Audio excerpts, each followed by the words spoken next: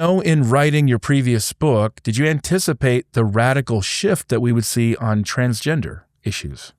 No. For the first couple of years when I was asked to sort of do lectures and Sunday school talks, etc. on that, I always made the point, I would often be asked, do you think it'll come to an end?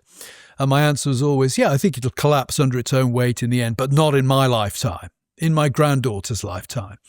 The last few years, we've seen some spectacular successes. Now, I want to, affirm those and say that we've seen some great stuff happening. But the trans lobby is still out there, and it's very well funded. I did a piece just last week for the Washington Post on Tallarico and the trans issue. I can tell you that the people who corresponded with me after I'd published that piece, yeah, they're all in with the trans. They're still, these people are still there. It's still a big thing for them. The parents who have transitioned their own children, they're not exactly going to give up here. Yeah, so one qualification would be, let's not do a victory lap. Let's keep the pressure on. I mean, there are some good legal action, lawsuits making their way through the courts that I think will be very helpful. I do think it will collapse, but it's not over yet. And the second thing I would add, and this I've become more aware of since publishing the book, is transgenderism. In the book, I treated it as part of the LGBTQ political lobby. In actual fact, I think philosophically it's part of transhumanism. And, praise God that Elon Musk was key in the current administration making some very sensible moves on the trans issue.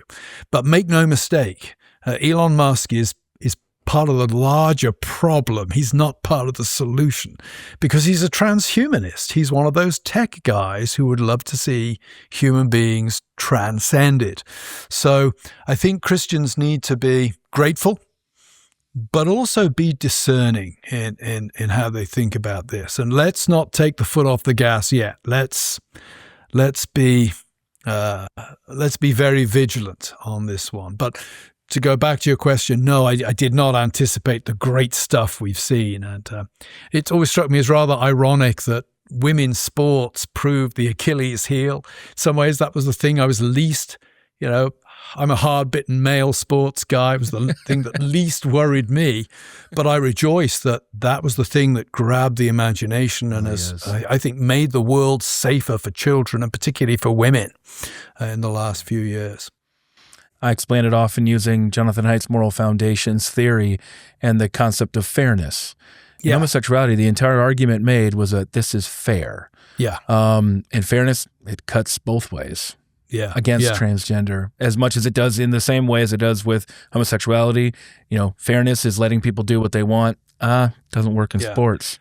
Not fair. Yeah, the picture of I can't remember his name, but the picture of the trans swimmer standing on the podium next to those comparatively tiny women swimmers. I think that was our equivalent in the trans issue of the sonogram for the abortion debate. That brought it home without any abstractions or arguments. That made the point.